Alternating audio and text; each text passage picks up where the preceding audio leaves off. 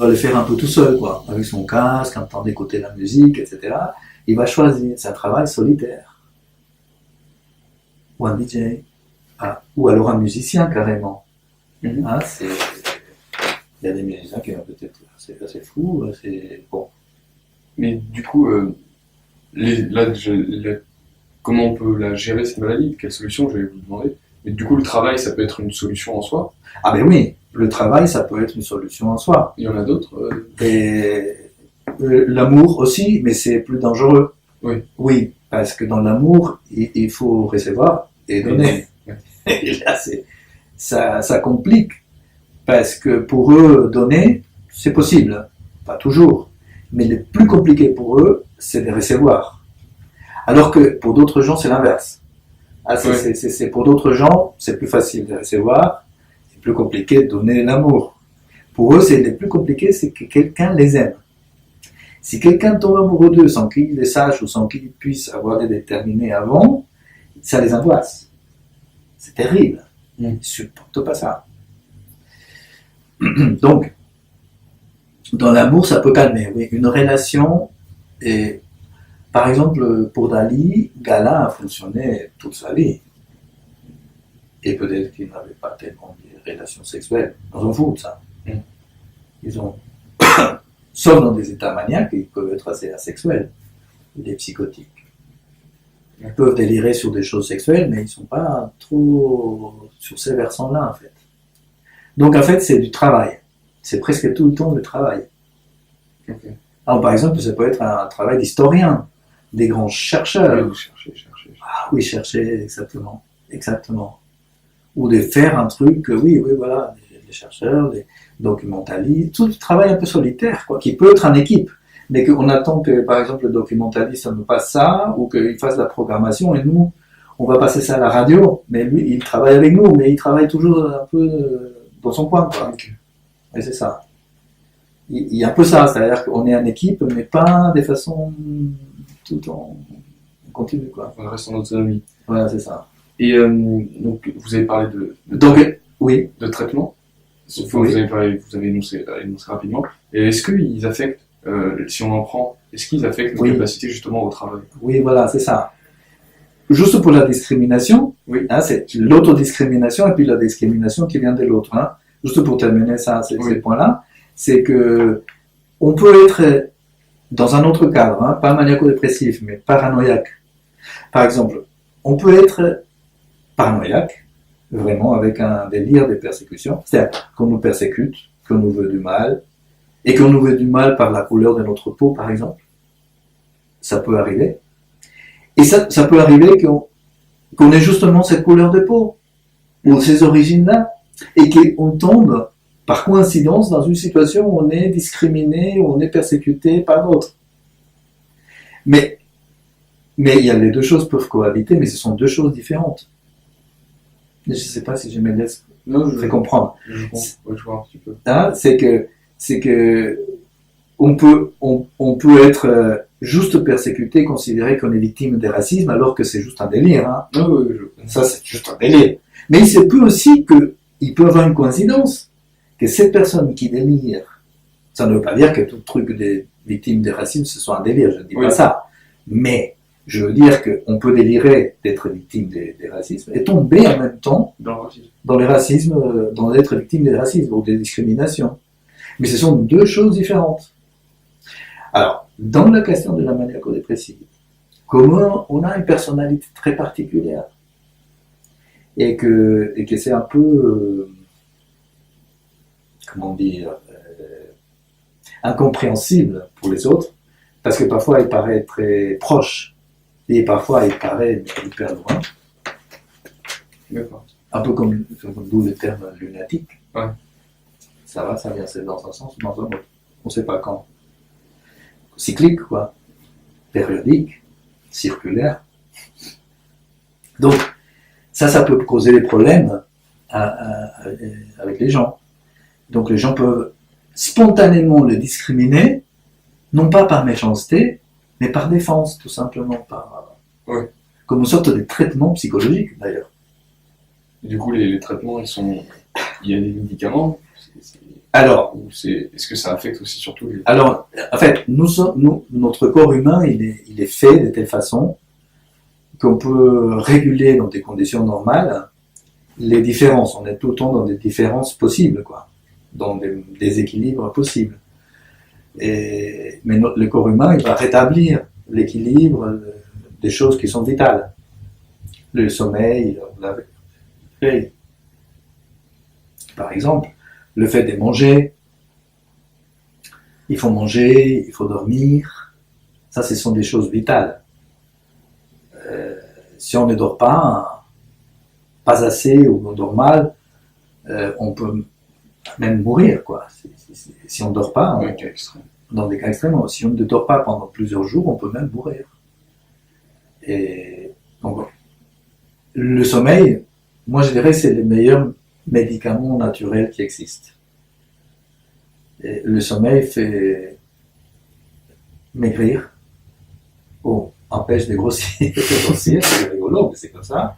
Ça nous aide à rétablir une indexation de nos souvenirs, du côté antérograde, toutes les choses qu'on a faites ces derniers jours, d'organiser notre semaine à venir, c'est comme un ordinateur qui règle bien les choses. Le sommeil, c'est magnifique. Mais si on perd cette capacité du sommeil, on est mal barré. D'ailleurs, de l'autre côté, par ailleurs, nous avons l'alimentation aussi. Si on mange mal, pas assez, c'est tout compliqué, non seulement pour la santé physique, mais mentale. Donc, il y a ces deux variables-là qui sont très importantes dans le cycle vitaux, hein. Le sommeil et l'alimentation, et la réaction émotionnelle et affective vis-à-vis des événements de notre vie. Mais parfois, ça peut se dérégler. Et donc, si on va passer une situation un peu difficile, on peut être un peu anxieux, voire même avoir de l'angoisse. Ça se représente au niveau organique aussi, par des dérèglements d'un certain type. Mais une fois qu'on a passé cet événement-là, l'organisme va le rétablir naturellement. Mais supposons que ces événements soient trop successifs, trop fréquents, trop importants. Là, l'organisme n'arrive plus à suivre. Ouais. Il n'arrive plus à rattraper cet équilibre-là. Et à ces moments-là, on a besoin d'aide extérieure, qui est donc ces 10 médicaments, qui ne sont pas médicaments puisqu'ils guérissent de rien. Mm-hmm. Ils ne guérissent absolument de rien. Ce sont des anesthésies, tout simplement. Ce sont des drogues, vraiment des drogues qui viennent calmer certains signes. Voilà. Et donc aider un peu, par exemple, à dormir. Mais ça vient aider à l'endormissement, et c'est déjà pas mal, puisqu'il faut bien dormir. Mais disons que c'est quand même un peu induit de façon artificielle. Oui. Ouais. Et puis on dort pas bien non plus, c'est pas bon. J'ai jamais pris. Voilà, oui.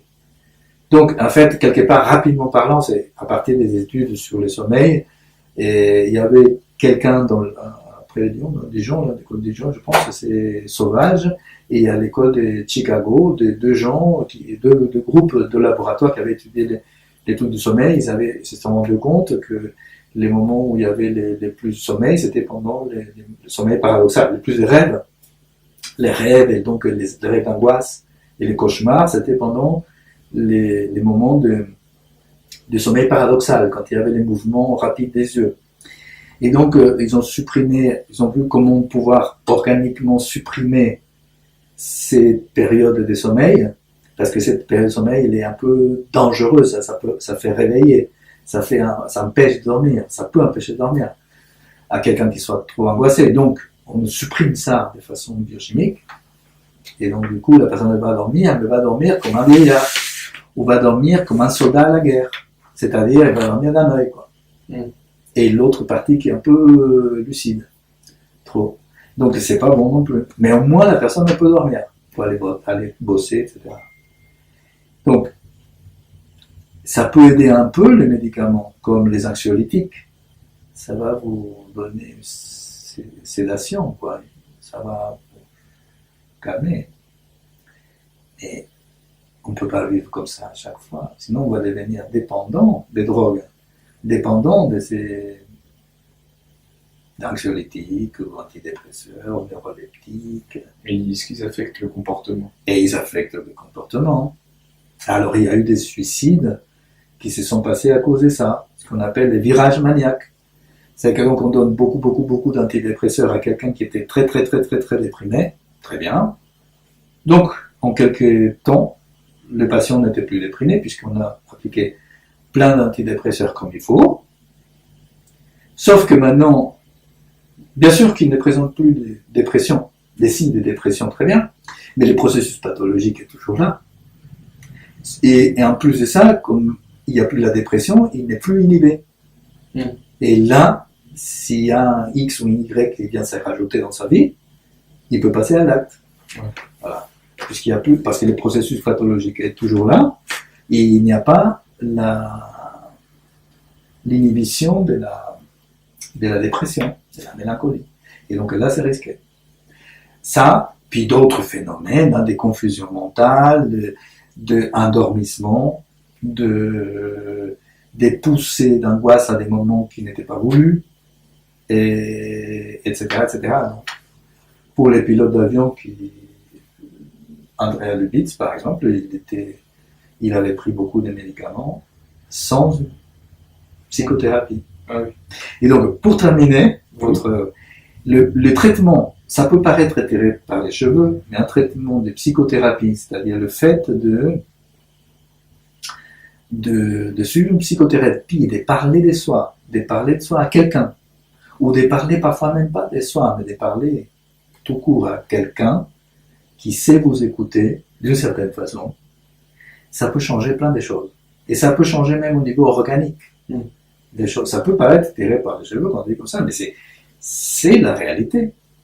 Et la personne peut venir pendant des années chez vous, et petit à petit, elle va diminuer les médicaments, parfois jusqu'au point de ne prendre que soit une dose qui est vraiment symbolique, presque placebo, soit rien du tout.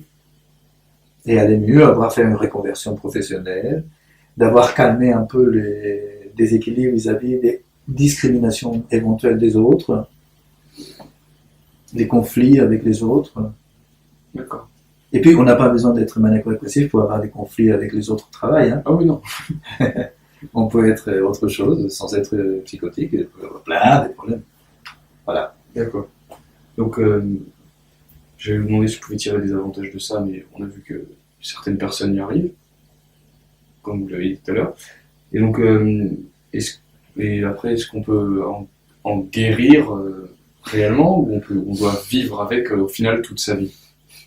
Moi, je dirais ni une chose ni l'autre. Déjà, guérir, c'est pas un terme. Oui. Parce que pour moi, ce n'est pas une maladie physique. Nous n'avons pas d'autres mots. Donc, utilisons maladie, mais ça ne veut pas dire maladie comme un cancer. D'un cancer, on peut guérir. Oui, il y a pas mal de formes de cancer. Très bien. On n'a plus le cancer, c'est-à-dire c'est fini. C'est passé, on ne le découvre plus. Oui, la personne vit très bien. Super. Mais là, non, c'est différent. C'est comment guérir déjà de notre existence. Comment guérir de notre histoire familiale, de plusieurs générations. Comment guérir de notre grand-père. Comment guérir de notre grand-oncle qui s'est suicidé avec une hache, par exemple, je ne sais pas, ou qui a tué quelqu'un avec une hache. Vous voyez? Le temps. Oui. Oui. Comment guérir de la vie d'un enfant qui a été tué à Nice lors des attentats, par exemple. D'un petit enfant, un bébé, vous voyez, c'est horrible, c'est impressionnant. Vous voyez quelqu'un qui a perdu son enfant, son bébé. Comment on peut guérir de ça, quoi? Donc c'est pas réellement possible. Voilà, alors, non, mais c'est que ça ne se pose pas en termes de guérison. Parce qu'il n'y a rien. Le bébé qui est mort, par exemple, n'est pas, comme le cancer, quelque chose qui s'est introduit dans le corps ou qui est poussé du corps et qui a fait une culture mauvaise. Non, c'est un événement intersubjectif. comme un viol, une intrusion, psychologiquement parlant. Voilà. Et ces choses-là, ou un manque d'affect pour un enfant, quoi. Ça aussi. Donc,